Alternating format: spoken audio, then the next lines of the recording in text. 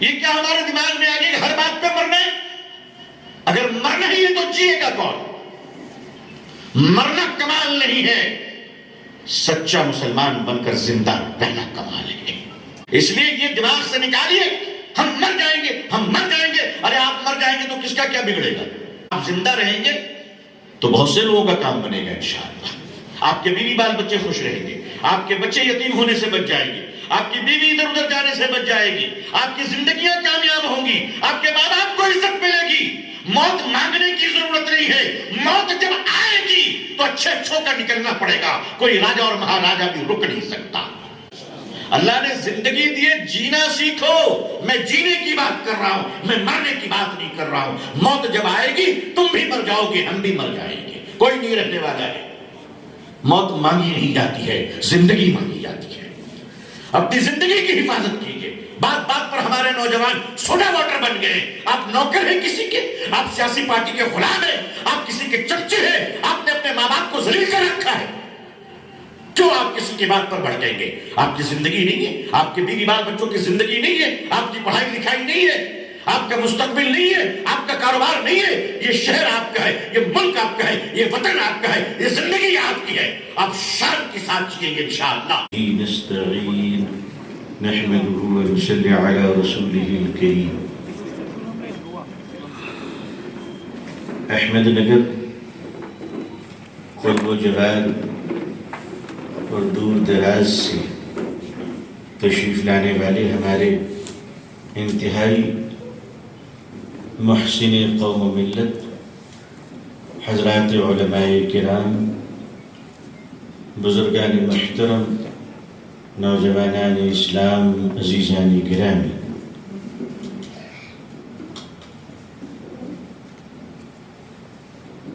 امت مسلمہ کے ارباب فکر و دانش،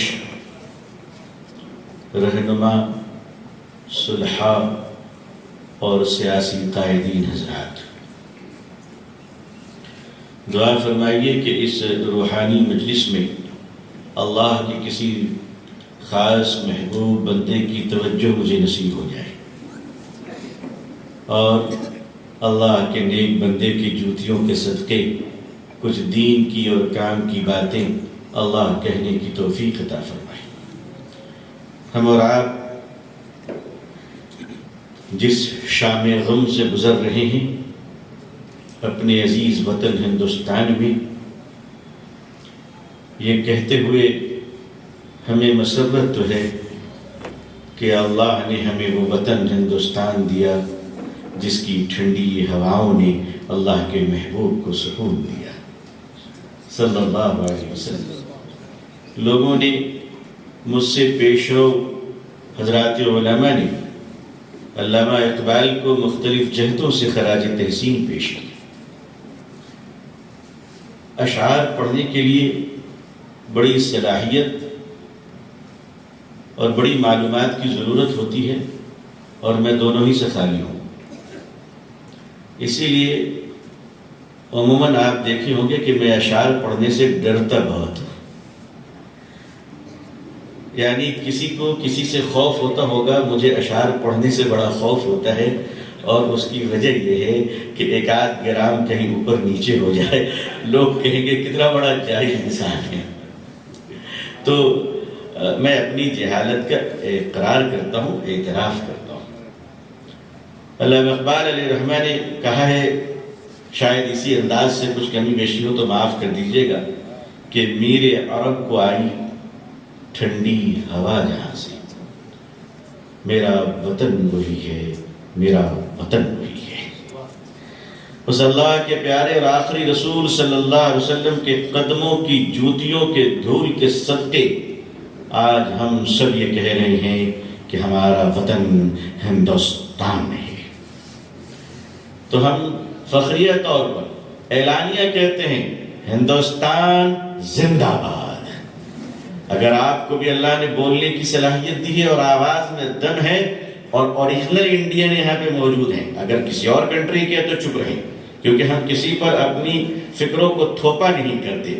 تو جو بھارتیہ ہیں وہ میرے ساتھ کہیں، ہندوستان زندہ باد۔ چلیے فرشتوں نے بھی نوٹ کر لیا کون کون انڈین ہے یہاں پہ. عزیزان ملت، اصل میں جب ہوائیں تیز چلتی ہیں نا تو سڑک کے تنکے بھی سر کے اوپر اٹھ کر بات کرتے ہیں. ہواؤں کی وجہ سے کچڑے اگر اوپر اڑنے لگے تو دل چھوٹا مت کرنا، وضو بنا کر تھوڑی دیر مسجد میں بیٹھ جاؤ، ہوائیں رکیں گی تو یہ کچڑے تمہارے پاؤں کے نیچے آ جائیں گے. کچڑے تو کچڑے ہی ہوتے ہیں. یہ ملک عظیم ہے، عظیم تھا اور عظیم رہے گا انشاءاللہ. کسی نے کہا ہمارے دیش کے ایک بہت بڑے آدمی، آپ تو میرے لب و لہجے کو جانتے ہیں، میں اگر دامت برکاتہم کہوں تو اسے سمجھ لیجئے گا کتنے بڑے آدمی ہوں گے، اور اگر رحمت اللہ علیہ کہہ دوں تو سمجھ جائے وہ نکل چکے ہیں.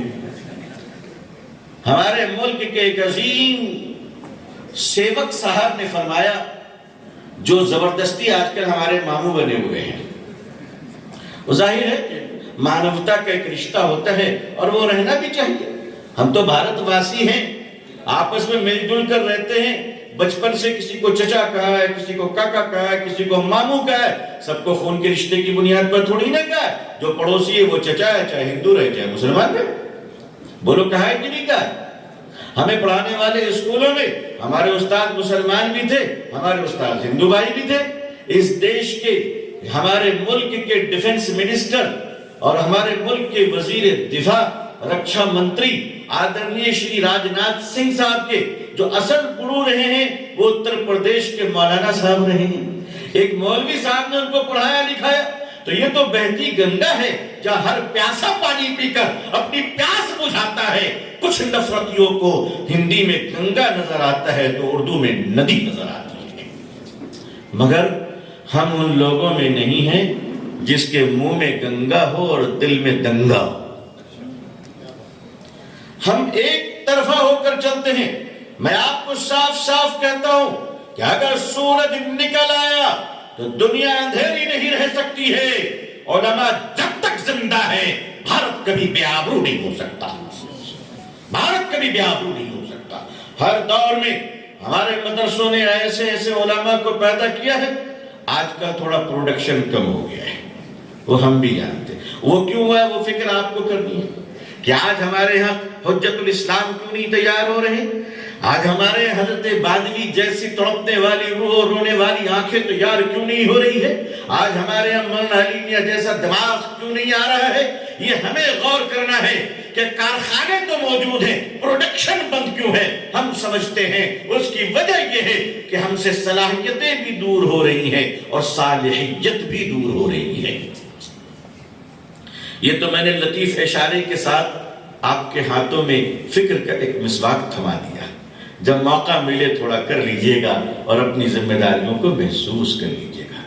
دیکھیے یاد رکھیے گا، ہیرے اس وقت تک جاذب نظر نہیں ہوتے جب تک کہ اس کو سلیقے سے تراشا نہ جائے. ہر عالم نہیں بلکہ ہر انسان قابل احترام ہے یا نہیں؟ اللہ نے فرمایا کہ نہیں فرمایا؟ ہر انسان آدم کا اولاد. اچھا انسان میں مسلمان ہے یا ساری سنسار ہے؟ بتائیے بھائی. وَلَقَدْ كَرَّمْنَا بَنِي آدم، تو اس میں ابو طالب رحمانی بھی آتے ہیں، گوتم اڈانی بھی آتے ہیں، مکیش امبانی بھی آتے ہیں. بولو آتے ہیں کہ نہیں آتے؟ بس فرق اتنا ہے کہ اللہ نے امبانی اڈانی کو دے دیا ہے، دعا کرو اب رحمانی کو بھی مل جائے. مگر ہندوستان میں اتنے رحمانی تیار ہو گئے کہ بٹا تو کس کو کتنا ملے گا سمجھ میں نہیں آ رہا ہے. آج کل ہر علاقے میں 2-4 نمونے مل جا رہے ہیں مجھے. تو اللہ تبارک و تعالیٰ کے یہاں وَلَقَدْ كَرَّمْنَا بَنِي آدم، تو جتنا میں قابل احترام ہوں اتنا ہی ہمارا ہندو بھائی بھی قابل احترام ہے. جتنا ایک عالم مسلمانوں کا عالم قابل احترام ہے، ویسے تو انسان ایک پنڈت جی بھی قابل احترام ہے. یہی وہ تھاٹ، یہی وہ آئیڈیالوجی ہے جو بھارت میں نفرتیوں سے ہمیں الگ کرتا ہے. یہی وہ اجالا اور روشنی ہے جو اندھیروں سے ہمیں دور کرتا ہے. یہی وہ فکر ہے جو فکر تمہیں اس ملک میں ممتاز گلاب کا گلدستہ بناتا ہے. اگر دوسروں کی طرح ہم بھی سوچنے لگے تو اس دیش کا بھلا کون کرے گا؟ اگر دوسروں کی طرح ہم بھی سوچنے لگے تو بھوکوں کو کھانا کون کھلائے گا؟ اگر اسی طرح نفرتیوں کی طرح بدلہ لینے کے لیے ہم بھی اگر نفرت میں آ گئے تو بھولے بھٹکے مسافروں کو راہ کون دکھلائے گا؟ میرے بھائیوں، میرے بزرگوں، میرے علماء، یاد رکھنا ہم چراغ ہیں، ٹمٹماتے ہوئے صحیح، مگر اندھیرے کو خوف ہمیں سے ہے، اندھیرے کو خوف ہمیں سے ہے۔ چراغ کی مدھم روشنی بھی اندھیرے کی دشمن ہوا کرتی ہے، چراغ کی معمولی روشنی بھی اندھیرے کے لیے قاتل ہوا کرتی ہے۔ اس لیے اندھیرے کو اس سے کوئی مطلب نہیں کہ دیا مٹی کا ہے یا سونے کا، اندھیرے کو تو دشمنی روشنی سے ہے۔ علماء، آپ روشنی ہیں، آپ وارث سراج منیرہ کے صلی اللہ علیہ وسلم، تو وہ دیا ہے تو اس دیے سے جلنے والا یہ بھی دیا ہے۔ مبارک ہو، سلام پیش کرتا ہوں آپ سب کو۔ اے سراج منیرہ کے وارثین، دنیا اندھیرے میں ٹھوکر کھا رہی ہے، آپ کب توجہ فرمائیے گا؟ یہ دنیا آپ کو پکار رہی ہے۔ مصلی امامت 2 رکعت نماز کے نام نہیں ہے، بلکہ سود خوروں کو سود سے توبہ کروا کر حلال کی طرف لانے کا نام ہے۔ 2 رکعت نماز، مصلی کے امام، آپ کی عظمت بڑی ہے، آپ کا مقام بڑا ہے، اور آپ کی نسبت براہ راست مدینے کے اس مصلی سے ہے جہاں سے 1500 سال قبل اللہ کا آخری رسول محمد رسول اللہ صلی اللہ علیہ وسلم کھڑے ہوئے۔ پھر اس مصلی پر آپ صلی اللہ علیہ وسلم کی زندگی میں حضرت ابوبکر صدیق رضی اللہ تعالیٰ عنہ نے 17 نمازوں کی امامت فرمائی، ابوبکر کے بعد عمر نے امامت فرمائی۔ سلسلہ چل رہا ہے۔ احمد نگر کی ایک چھوٹی سی مسجد میں بھی جو امام مصلی پہ کھڑا ہے، زمانے کو کہہ دو یہ امام مسجد چھوٹی ہے مگر نسبت تو محمد رسول اللہ کی ہے۔ نعرہ تکبیر، کہیے صلی اللہ علیہ وسلم۔ آپ کی منزل بلند ہے، آپ کا مقام بلند ہے۔ دنیاوی ضرورت کی وجہ سے ہم تنخواہوں کی باتیں کرتے ہیں، یہ دنیاوی ضرورت ہے۔ اگر کوئی آپ سے کہہ دے بھائی مجھے تو پیسوں کی ضرورت نہیں ہے، مجھے آج کل بہت سارے لٹو شاہ بابا آ گئے ہیں نا مارکیٹ میں، آج کل تو پیروں کا مافیا چل رہا ہے، ایسے ایسے پیر مارکیٹ میں لانچ ہو گئے، چائنیز پیر جو ایک بار کے بعد دوبارہ قابل استعمال بھی نہیں ہے۔ میں اللہ کے ولیوں کی جوتیوں کے دھول کا دیوانہ ہوں، مگر جعلی پیر کا تو ٹیٹوا پکڑ لیتا ہوں۔ مجھے جو لوگ پسند کرتے ہیں ماشاءاللہ وہ میری انہی باتوں کی وجہ سے پسند کرتے ہیں، اور جو مجھ سے نفرت کرتے ہیں وہ بھی انہی باتوں کی وجہ سے نفرت کرتے ہیں۔ اس لیے مریض چاہے تو اپنا طبیب بدل لے، طبیب اپنا نسخہ نہیں بدلنے والا۔ ایسے ایسے پیر مارکیٹ میں لانچ ہو گئے کہ صبح میں ٹیلی فون پر بیعت ہو جائے گی تو شام میں واٹس ایپ پہ خلافت آ جاتی ہے، آن لائن نذرانہ پیمنٹ ہو جاتا ہے۔ ظاہر ہے کیا ہونے والا ہے اس ملک؟ ہماری روحانیت کا گلا گھونٹا جا رہا ہے۔ میں ایسے ایسے لوگوں کو جانتا ہوں جس نے ایک رات کی تربیت نہیں پائی ہے اور وہ وقت کا خلیفہ ہے۔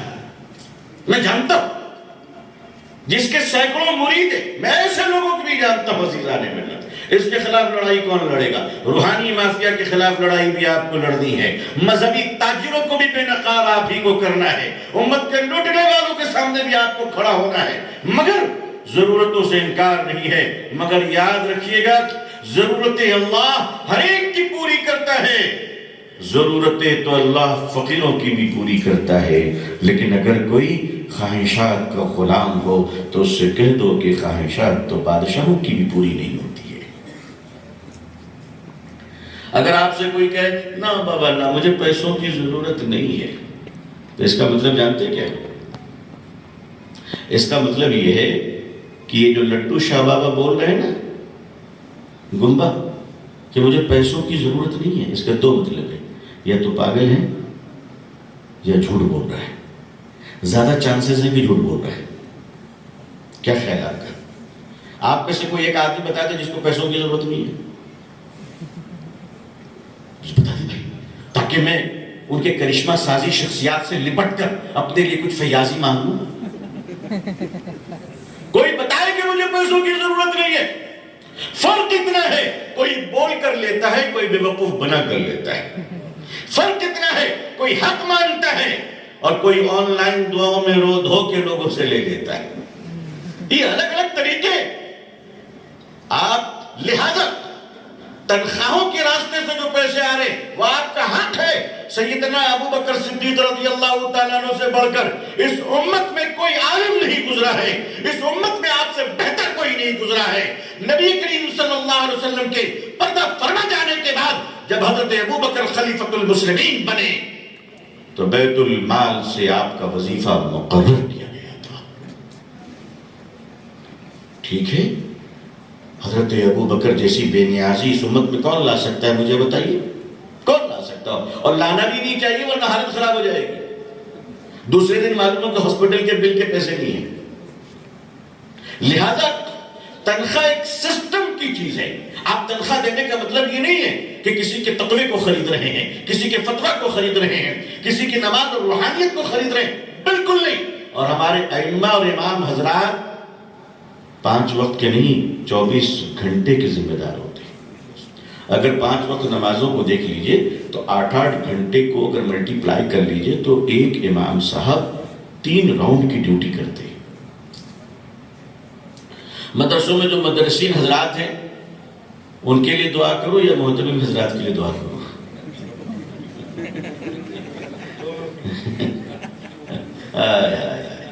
دیکھو میں گھر کا آدمی ہوں، بھیدی نہ بلواؤ۔ میں گھر کا آدمی ہوں، میں چھوڑتا اڑتا کسی کو نہیں ہوں۔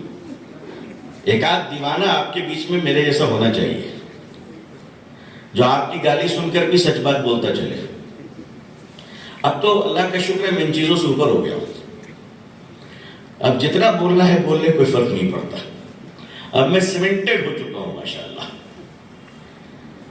تنخواہ کا معیار اس مہنگائی میں ایک متعین ہونی ہی چاہیے۔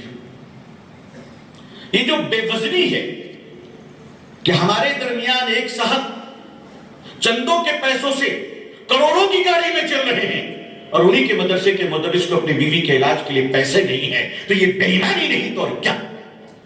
یہ بددیانتی نہیں تو اور کیا ہے؟ کیا ہے؟ لہذا آل انڈیا علماء بورڈ، گرچہ کہ مجھے پہلے کچھ سمجھ میں بات نہیں آ رہی تھی، اللہ جزائے خیر دے بھائی انصار صاحب کو، مفتی ظہیر عباس صاحب کو، ان لوگوں نے مجھے سمجھایا بچوں کی طرح۔ آل انڈیا علماء بورڈ کا یہ مقصد، اور میں اس مقصد کے ساتھ ہوں انشاءاللہ، وہ یہ کہ ہندوستان میں مسلمانوں کے پاس ریسورسز اور ریونیو کی کمی نہیں ہے، بلکہ اس کو آرگنائز کرنے کی کمی ہے۔ آرگنائز کرنے کی کمی، دیکھیں چندے کا پیسہ بہت آتا ہے ہمارے پاس، یہ میں آپ کو صاف صاف کہتا ہوں۔ ہمارے تقسیم نہیں ہے، بٹوارا نہیں ہے، لہذا وقت کی تو لڑائیاں چل رہی ہیں، آپ جانتے ہی ہیں، اور میں اپنے بزرگوں کے پیچھے پیچھے میں بھی دوڑ رہا ہوں۔ آپ بھی دعا کر دیجئے، کام کرنے والے لوگ آہستہ آہستہ بہت کم ہوتے جا رہے ہیں۔ بلکہ سچ بتاؤں آپ کو، اصل میں راتوں میں اٹھ کر رونے والوں کی کمی ہو گئی ہمارے یہاں، بہت کمی ہو گئی۔ آپ سے درخواست کروں گا کہ آپ لوگ اچھے لوگ ہیں، اللہ سے دعا کیجئے گا تو مجھ پر بھی احسان کیجئے گا، اپنی دعاؤں سے ہمیں بھی نوازیے گا، یہ میری درخواست ہے آپ سے۔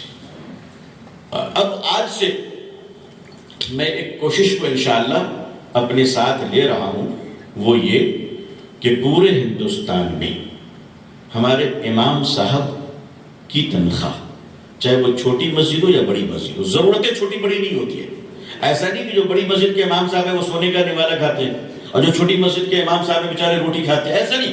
تو تمام ائمہ، چھوٹی مسجد، بڑی مسجد، جامع مسجد، لوکل مسجد نہیں، تمام مساجد کے ائمہ کی تنخواہ میں آل انڈیا علماء بورڈ سے عرض کرنا چاہوں گا کہ اپنی پالیسی میں شامل کر لیں کہ کم سے کم اوسطاً تنخواہ 25,000 روپے مہینہ ہو انشاءاللہ۔ کوئی بڑی رقم نہیں 25,000، کچھ نہیں ہے۔ میں جانتا ہوں 25,000 کی حیثیت کیا ہے، ایک سفر کرتا ہوں تو 25-30,000 روپے خرچ ہو جاتے ہیں، لیکن ان حالات میں ایک سٹینڈرڈ سیلری مقرر کی جائے کہ 25,000 امام صاحب کے لیے۔ اب اس کا مطلب یہ نہیں کہ مؤذن صاحب کے لیے بالکل کم کر دیجیے گا، انسان وہ بھی ہوتے ہیں، وہ بھی 24 گھنٹے مسجد میں رہتے ہیں، امام صاحب کی غیر موجودگی میں وہ بھی ذمہ داریوں کو نبھاتے ہیں، لہٰذا 25,000 مسجد کے امام صاحب کے لیے اور 20,000 ہمارے مؤذن صاحب کے لیے ہونے چاہیے، کہیے انشاءاللہ۔ بھائی دیکھیے ایسا ہے، کوئی مجھے اپنے جیب سے تو دینا نہیں ہے، دینا حکومت بھی اپنے جیب سے نہیں دینے والی ہے، پھر دینا کہاں؟ ہمارے پاس ہے بھائی، ہے اس سے دینا ہے، اور دینے والی ذات کون ہے؟ اللہ۔ تو مانگنا کس سے ہے؟ اللہ سے۔ ایک آدمی مسجد میں دعا مانگ رہے تھے، اے اللہ شام تک 50 کروڑ کی ضرورت ہے۔ کتنے کی؟ 50 کروڑ کی۔ بیچارہ ایک آٹو والا بغل بیٹھا ہوا تھا، اس نے ایسے کہ بھائی کیا کر رہا ہے تو؟ کہا کیوں؟ کہا مانگ ذرا ٹھیک سے مانگ، 50 کروڑ مانگ رہا ہے۔ تو اس نے کہا کہ تجھ سے مانگ رہا ہوں؟ کہا نہیں۔ کہا تجھ سے مانگنا ہو تو 2 روپے نہ مانگے۔ ارے ہم جس سے مانگ رہے ہیں اس کی ذات تو دیکھو کتنی بڑی ہے۔ تو اللہ سے مانگنا ہے، دعا کیجئے کہ اوقاف کی لڑائی میں اللہ تعالیٰ بھارت کے سنویدھان کو جیت عطا فرمائے۔ سنویدھان کو، میں مسلمان نہیں کہہ رہا ہوں، اس لیے کہ مسلمانوں کو یہ حق بھارت کے سنویدھان نے دیا ہے، اور یہ وقت کی زمینیں ہیں، یہ زمینیں مسلمانوں نے خیرات کی ہیں، یہ کسی کی لوٹی پیٹی زمین نہیں ہے۔ آپ کے احمد نگر میں مجھے لوگوں نے بتایا کہ کئی ہزار ایکڑ وقف کی زمین ہے، اور اگر مجھے معاف کیجئے گا چونکہ آپ زیادہ جانتے ہیں، مجھے بتایا گیا کہ 2200 ایکڑ زمین ہے۔ اللہ بہتر جانے 2200 ایکڑ زمین کی ریونیو کیا ہے، آمدنی کیا ہے۔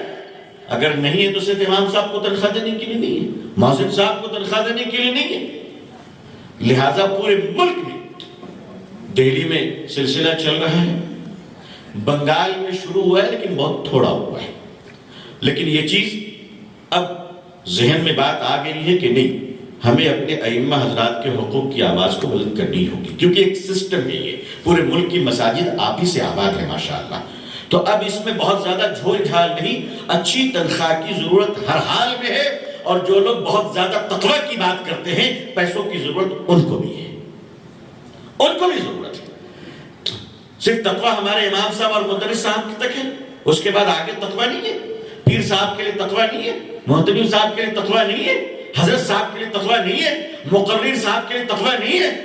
تو آپ کو پیسے چاہیے، اور ہمارے جو ائمہ حضرات اور مؤذنین ہیں ان کو پیسے نہیں چاہیے، لہٰذا اب اس بات کی کوشش کرنی ہے تاکہ اس چھوٹی سی رقم میں، گرچہ کہ 25,000 کوئی بڑی رقم نہیں ہے، ہمارے بھائی تاجر ہیں اچھی طرح جانتے ہیں 25,000 کی کیا حیثیت ہے آج کل، لیکن اس کے باوجود آپ کو کرنا یہ ہے کہ اس چھوٹی سی رقم میں اللہ برکت عطا فرمائے، اپنی نسلوں کو، اپنے بچوں کو اپنے سے بہتر بنانا ہے انشاءاللہ، اپنے سے بہتر بنانا ہے انشاءاللہ۔ بہتر بنانے سے میری مراد سن لیجئے، حافظ قاری عالم بنانا ہے، مگر ساتھ ہی ساتھ ان کو کوئی پروفیشنل کورس بھی دینا ہے یا تاجر بنانا ہے، تاکہ آپ کے بعد جب آپ کا بیٹا مسجد میں امام بنے تو وہ لینے والا نہیں، مسجد کو دینے والا بنا ہو انشاءاللہ۔ نیت کرتے ہیں انشاءاللہ، نیت کیجئے انشاءاللہ کہ آنے والی نسل ہماری بالکل خود کفیل ہو۔ علماء کا خود کفیل ہونا بہت ضروری ہے، علماء کا خوشحال ہونا بہت ضروری ہے، اس لیے کہ غریب مولوی جب حق اور دین کی باتیں کرتا ہے تو کوئی توجہ نہیں دیتا ہے، اس لیے اس دور میں علماء کا بادشاہ ہونا ضروری ہے۔ اللہ آپ سب کو بادشاہ بنائے، دل کا بھی بادشاہ بنائے، دماغ کا بھی بادشاہ بنائے۔ دعاؤں کا خوب اہتمام کیجئے گا انشاءاللہ، دعاؤں سے حالات بدلتے ہیں، پاک رہیے۔ خیر آپ تو خود ہی جانتے ہیں الحمدللہ، یہ تو میں اپنے لیے بول رہا ہوں، دعاؤں کا خوب اہتمام کریں، ساتھ ہی ساتھ ملک کے حالات پہ نظر رکھیں، ملک کے حالات پر کافی نظر رکھیے گا، حالات بدلنے کی کوشش کی جا رہی ہے، فضاؤں کو خراب کرنے کی کوشش کی جا رہی ہے۔ ملک خراب نہیں ہے، ہمارا دیش بھارت یہ بہت پیارا ملک ہے، یہاں رہنے والے لوگ پیارے ہیں، مگر ظاہر ہے کہ کچھ لوگ تو ہوتے ہیں جو دودھ بہانے کے ساتھ ساتھ کچھ لوگ پیشاب بھی تو کر دیا کرتے ہیں۔ ہمیں نظر کھلی رکھنی ہے۔ اچانک ایک جذباتی تحریک ہمارے یہاں چل پڑی ہے 10 دنوں سے، 15 دنوں سے، جذباتی تحریک۔ ہمیں پتہ نہیں چل رہا ہے کہ اس تحریک کے پیچھے کون ہے، کس نے شروع کی، کہاں سے شروع کی، کیونکہ 10 دنوں پہلے موضوع کچھ اور تھا اس ملک کا۔ حکومت کٹگرے میں آ گئی تھی، سوالوں کے جواب نہیں دے پا رہی تھی سرکار۔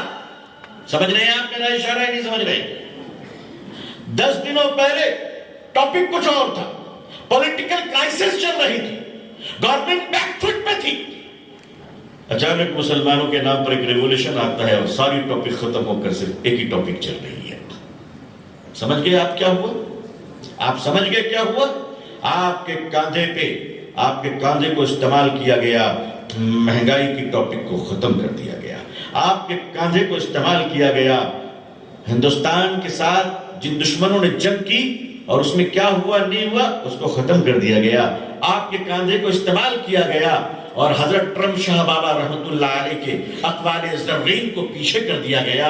آپ کے کاندھے کو استعمال کیا گیا اور بہت سارے عنوان تھے جس سے حکومت کو جواب نہیں دے پا رہی تھی۔ حکومت اوقاف کا معاملہ بھی سر چڑھ کر بول رہا تھا، مگر ساری چیزوں کو ڈائلوٹ کرنے کے لیے یہ کریٹ کیا گیا، اور اس کے پیچھے کون لوگ ہیں وہ سمجھیے ذرا۔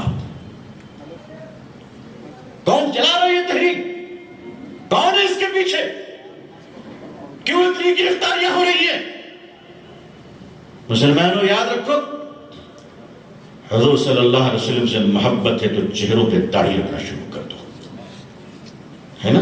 صلی اللہ علیہ وسلم، حضور صلی اللہ علیہ وسلم سے محبت ہے تو قسم کھا لو کہ آج کے بغیر مسواک کے بغیر نہیں رہیں گے انشاءاللہ۔ ہر ایک کے پاس ایک مسواک رہے گی، رکھیں گے انشاءاللہ؟ کہیے مسواک رکھیں، نماز شروع کریں، چہرے پہ داڑھی رکھیں، ٹخنوں کے اوپر کپڑے پہنے، کیوں چڑھتے ہیں آخر؟ نبی کا نام سن کر جھوم جاتے ہیں صلی اللہ علیہ وسلم، اور نبی کا حکم سن کر گھوم جاتے ہیں۔ حضور صلی اللہ علیہ وسلم کے نام پر بھی جھومنا ہے اور حکم پر بھی جھومنا ہے، مگر اپنے آپ کو کسی کے ٹریپ میں مت لائیے، کسی کے نشانے پہ مت جائیے۔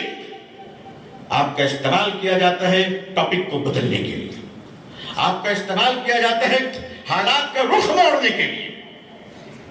نہیں، آپ کو ہوش میں رہنا ہے اور ملت اسلامیہ کو 2 چیزوں پہ توجہ دینا ہے۔ ایک، اپنی ضرورتوں کی جائز تکمیل۔ ذرا توجہ فرمائیے میں کیا کہہ رہا ہوں، اپنی ضرورتوں کی جائز تکمیل۔ اس کا مطلب اگر آپ کاروباری ہو تو کاروبار پر پورا دھیان دو، اگر آپ ڈاکٹر ہیں تو اپنی پریکٹس پر پورا دھیان دیجیے، اگر آپ پڑھ رہے ہیں تو اپنے کام پہ دھیان دیجیے، اور ساتھ ہی ساتھ چوکنا رہیے۔ دین پر چلنے کا مطلب یہ نہیں کہ ہر وقت مرنا پڑے گا، مرنے والے دینوں پہ نہیں چلا کرتے، زندہ رہنے والے دین پر چلا کرتے ہیں۔ یہ کیا ہمارے دماغ میں آ گیا کہ ہر بات پہ مرنا ہے؟ اگر مرنا ہی ہے تو جیے گا کون؟ مرنا کمال نہیں ہے، سچا مسلمان بن کر زندہ رہنا کمال ہے۔ بات سمجھ رہے ہیں آپ جو میں عرض کر رہا ہوں؟ اس لیے یہ دماغ سے نکالیے، ہم مر جائیں گے، ہم مر جائیں گے۔ ارے آپ مر جائیں گے تو کس کا کیا بگڑے گا؟ آپ زندہ رہیں گے تو بہت سے لوگوں کا کام بنے گا انشاءاللہ۔ آپ کے بیوی بال بچے خوش رہیں گے، آپ کے بچے یتیم ہونے سے بچ جائیں گے، آپ کی بیوی ادھر ادھر جانے سے بچ جائے گی، آپ کی زندگیاں کامیاب ہوں گی، آپ کے ماں باپ کو عزت ملے گی۔ موت مانگنے کی ضرورت نہیں ہے، موت جب آئے گی تو اچھوں کا نکلنا پڑے گا، کوئی راجہ اور مہاراجہ بھی رک نہیں سکتا۔ مسلمانوں، اللہ نے زندگی دی ہے، جینا سیکھو۔ سیکھیں گے جینا انشاءاللہ؟ اللہ نے زندگی دی ہے، جینا سیکھو۔ میں جینے کی بات کر رہا ہوں، میں مرنے کی بات نہیں کر رہا ہوں۔ موت جب آئے گی تم بھی مر جاؤ گے، ہم بھی مر جائیں گے، کوئی نہیں رہنے والا ہے۔ موت مانگی نہیں جاتی ہے، زندگی مانگی جاتی ہے۔ اپنی زندگی کی حفاظت کیجئے۔ بات بات پر ہمارے نوجوان سوڈا واٹر بن گئے۔ آپ نوکر ہیں کسی کے، آپ سیاسی پارٹی کے غلام ہیں، آپ کسی کے چمچے ہیں، آپ نے اپنے ماں باپ کو ذلیل کر رکھا ہے۔ کیوں آپ کسی کی بات پر بڑھ جائیں گے؟ آپ کی زندگی نہیں ہے، آپ کے بیوی بال بچوں کی زندگی نہیں ہے، آپ کی پڑھائی لکھائی نہیں ہے، آپ کا مستقبل نہیں ہے، آپ کا کاروبار نہیں ہے۔ یہ شہر آپ کا ہے، یہ ملک آپ کا ہے، یہ وطن آپ کا ہے، یہ زندگی آپ کی ہے۔ آپ شان کے ساتھ جیئیں گے انشاءاللہ۔ دوسرے لوگ کما رہے ہیں، ترقی کر رہے ہیں، اور ہم لوگ نعرے اور جلوسوں میں خود کو برباد کر رہے ہیں۔ کب تک یہ چلتا رہے گا؟ کہیں آپ کو سوچنا ہے، اور آپ کو بھی اب ہیلدی کمپٹیشن اور بزنس اور تعلیم میں مقابلہ کرنا ہے انشاءاللہ۔ اب چلانا نہیں ہے، چپ رہ کر آگے بڑھنا ہے۔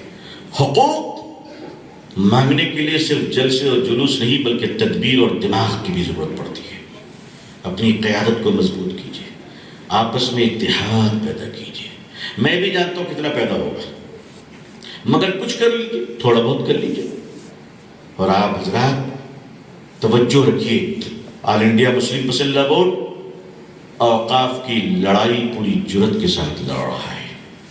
3 اکتوبر کو انشاءاللہ دوپہر 2 بجے تک دکانیں بند رکھنی ہیں، مطلب کھولنا ہی دوپہر 2 بجے کے بعد ہے۔ یہ ایک علامتی اتحاد ہے، علامتی اتحاد، یہ ایک ڈیموکریٹیکل رائٹ ہے ہمارا۔ اوقاف کے تعلق سے عدالت نے ایک فیصلہ دیا ہے، عارضی فیصلہ دیا ہے۔ میں جانتا ہوں کہ عدالت پر بہت سوچ سمجھ کر بولنا چاہیے، مگر ظلم برداشت بھی نہیں کرنا چاہیے۔ ہم بہت سوچ سمجھ کر ہی بول رہے ہیں۔ ہمارے بزرگوں نے کہا تھا کہ بابری مسجد پر جو فیصلہ آئے گا ہم مان لیں گے۔ میرا دل نہیں چاہ رہا تھا لیکن ہم نے مانا۔ میں اس کے حق میں نہیں تھا لیکن میں نے مانا، اور میں مانتا ہوں کہ یہ غلطی ہے ہماری۔ ہمیں آواز بلند کرنی چاہیے ظلم کے خلاف۔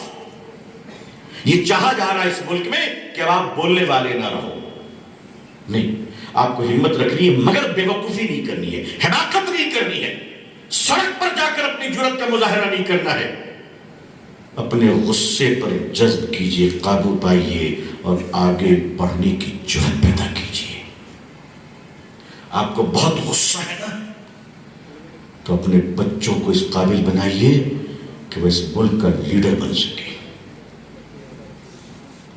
جیسے ڈاکٹر بھیم راؤ امبیڈکر جی نے کیا۔ آج ان کا دیا وہ سنویدھان پر ہم گرو کرتے ہیں۔ اس دیش کے پردھان سیوک صاحب نے کہا تھا کہ اس دیش کے مسلمان کے ہاتھ میں ایک ہاتھ میں قرآن ہوگا، دوسرے ہاتھ میں کمپیوٹر ہوگا۔ میں نے کرناٹک کے بیدر میں کھڑا ہو کر اس کا جواب دیا تھا کہ نہیں مانیے، آدرنیے، اس دیش کے مسلمانوں کے ایک ہاتھ میں قرآن ہوگا تو دوسرے ہاتھ میں بابا صاحب امبیڈکر کا سنویدھان ہوگا۔ آپ کو پڑھنا چاہیے، آپ کرسیوں پہ بیٹھنے کے قابل بنے۔ مدرسے میں پڑھنے کا مطلب یہ نہیں ہوتا ہے کہ آپ کو کچھ نہ معلوم ہو۔ اگر یہ مطلب ہے تو یہ غلط مطلب ہے۔ مدرسے میں پڑھنے کا مطلب ہے کہ آپ عالم ہیں، اور عالم کا مطلب سارا عالم آپ جانتے ہیں۔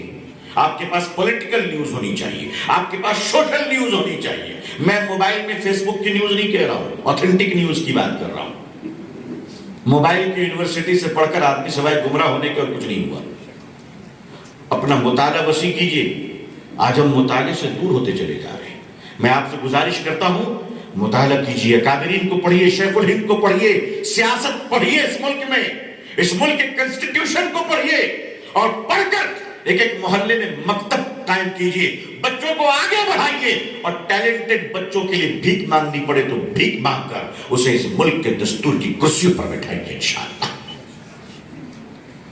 ہمیں اب چلانے سے زیادہ چپ رہنا سیکھنا ہوگا۔